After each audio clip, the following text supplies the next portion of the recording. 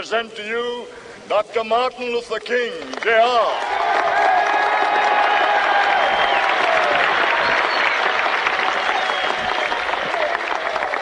I am happy to join with you today in what will go down in history as the greatest demonstration for freedom in the history of our nation.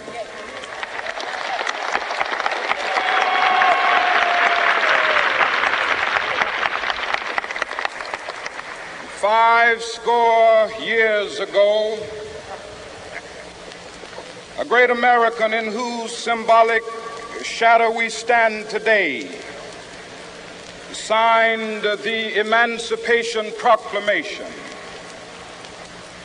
This momentous decree came as a great beacon light of hope to millions of Negro slaves who had been seared in the flames of withering injustice. It came as a joyous daybreak to end the long night of their captivity. But 100 years later,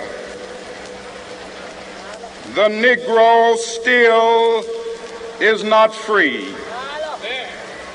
100 years later, the life of the Negro is still sadly crippled by the manacles of segregation and the chains of discrimination.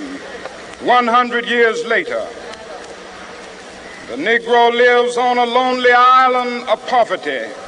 I have a dream that one day this nation will rise up and live out the true meaning of its creed. We hold these truths to be self-evident, that all men are created equal.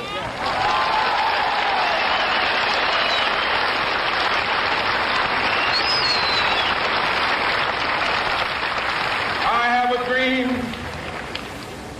that one day on the red hills of Georgia, the sons of former slaves and the sons of former slave owners will they be able to sit down together at the table of brotherhood.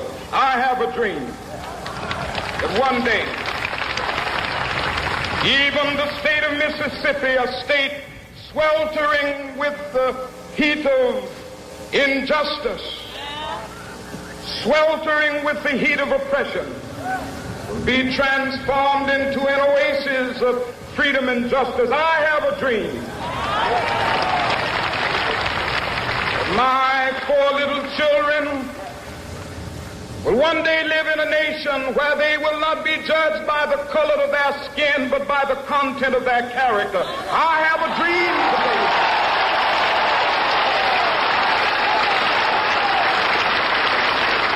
I have a dream that one day, down in Alabama, with its vicious racists, with its governor having his lips dripping with the words of interposition and nullification. One day right there in Alabama, little black boys and black girls will be able to join hands with little white boys and white girls as sisters and brothers. I have a dream today.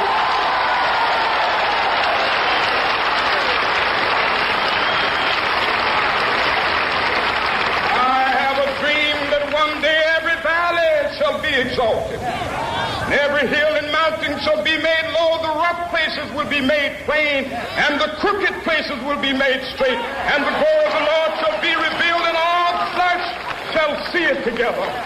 This is our hope. This is the faith that I go back to the South with.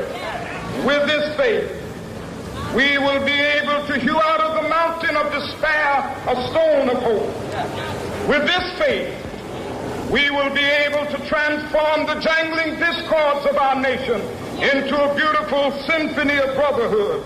With this faith, we will be able to work together, to pray together, to struggle together, to go to jail together, to stand up for freedom together, knowing that we will be free one day.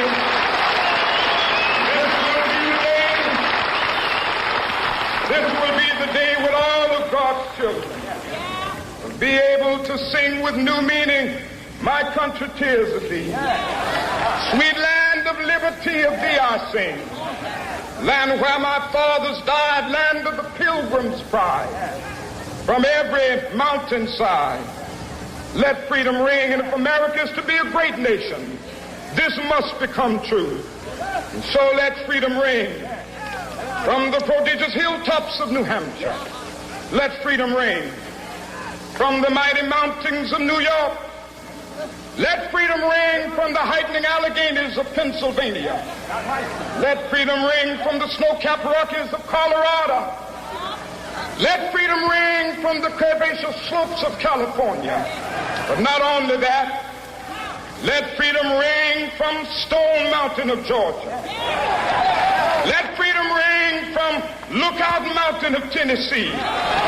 Let freedom ring from every hill and molehill of Mississippi, from every mountainside. Let freedom ring. And when it happens, when we allow freedom ring, when we let it ring from every village and every hamlet, from every state and every city, we will be able to speed up that day when all of God's children, black men and white men, Jews and Gentiles, Protestants and Catholics, will be able to join hands and sing in the words of the old Negro spiritual, free at last, thank God Almighty.